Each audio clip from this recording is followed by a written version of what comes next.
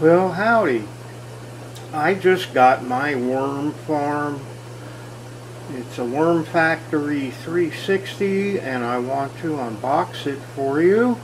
I have been waiting for this for quite a while. I don't know what was going on, but it took FedEx 10 days to deliver this 25 miles from me. So anyway, it came this morning. And let's go over what's in it. So first, this, I don't know exactly, I think this is what they call a worm ladder.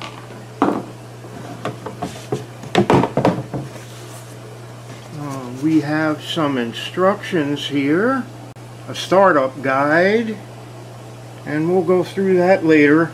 This is the lid, apparently. Okay, so we got that.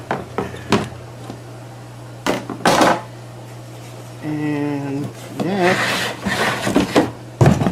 okay, this apparently is the base of the unit, and I can see there is a hole in it for a spigot. I am somewhat familiar with this, although I've never owned one. I've seen it around. Okay, and then we get inside and we have this basket here, and I believe this is for getting rid of the leachate, and there's a bunch of stuff in there, so we'll go through that in a minute. Okay, so let's see what we have in here. This is some rock dust. It will add to your the value of your castings, but also I believe it provides grit for the worms, because they do have a gizzard, kind of like a chicken. They need something rough to help them grind up their food. Okay, or maybe this is what it is. This is pumice to increase airspace and worm bedding and reduces matting, improves moisture control.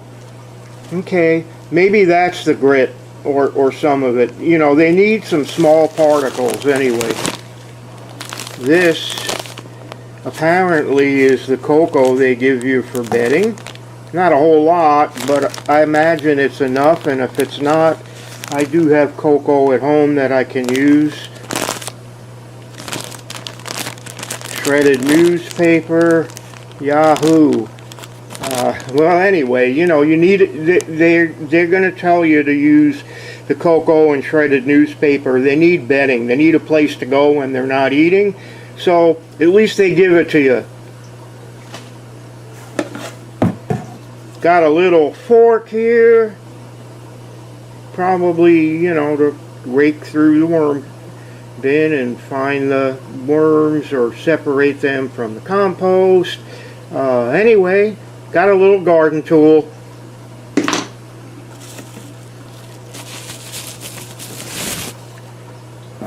And we got a thermometer here to tell us what the temperature is inside there, although I'm not too worried about it because they're in my house. I'm not sure what this is yet. Maybe it's a scraper. Don't know.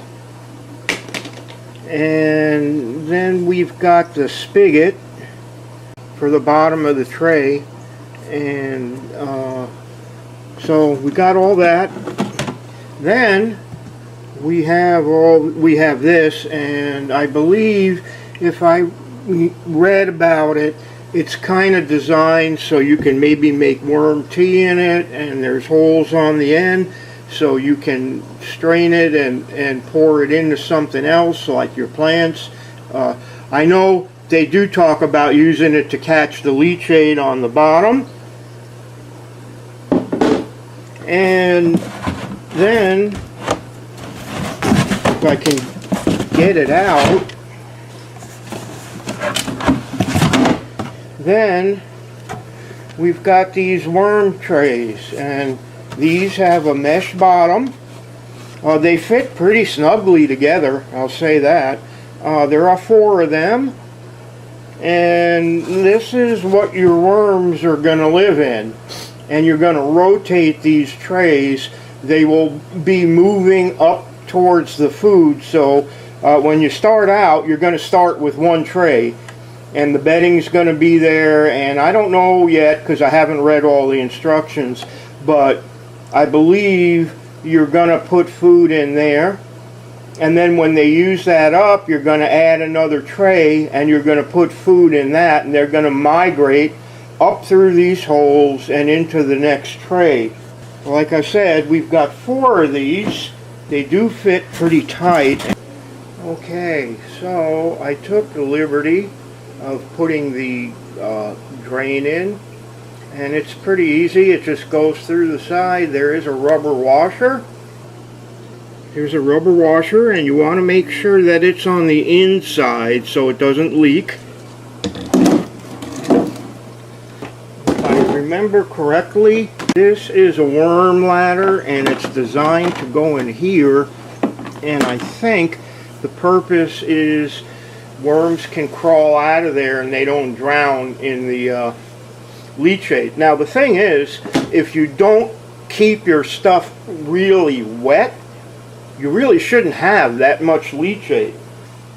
Okay, so one of the things that I learned as I was researching this is you really don't want to get a lot of leachate. If you get a lot, it means you're keeping your worms too wet. So the other thing, and I was surprised because I've seen a lot of videos on YouTube where people are collecting this stuff and feeding it to their plants, and what I learned is that stuff is really not good for your plants because it is full of bacteria that have not been processed by the worms. So that means there could be bacteria in it that is not healthy for humans. They recommend not putting it on anything you eat. The people that make the Worm Factory 360 say throw it out. What worm tea really is when you get the castings from the worms and then you put them in a porous bag and you soak those in water and you kind of brew a tea, and that's really what worm tea is. This other stuff is not really considered that good. So anyway, I'm going to set these in here so we can see what it looks like assembled. They fit in pretty tight, but I imagine it will loosen up with use. You can see on the edges here, you have these tabs to keep it from going all the way down. So anyway, I'm going to set them all in here just for show and tell.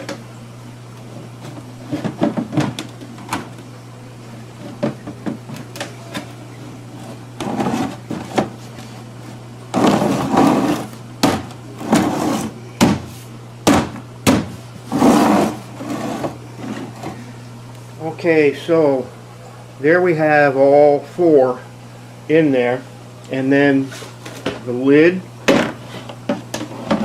goes on top, and I don't have worms for this. I was hoping, because I read somewhere that they were putting some kind of a discount in here so you could order worms, and I don't really see it, so I'll have to look through here and see what the deal is. But I'll probably have to order worms, and that means I probably will be back in about a week to set this up and add the worms. So till then, I hope this video helped. So far, I'm pretty pleased with it. It doesn't take up a lot of space, and it can pretty much fit in any corner in your apartment or house. You can keep them outside, but really, they'll do better indoors. If extremes of hot or cold are harmful, because, you know, if they're in the soil, they can go deeper if it gets too hot or too cold. But in this situation, they're confined, so, you know, if it's too hot, they can't go anywhere, you know. So Actually, something like this will work great in an apartment. And stick around for an update. Until then, I'll see y'all again. Take care. Happy gardening. Keep it green. All right.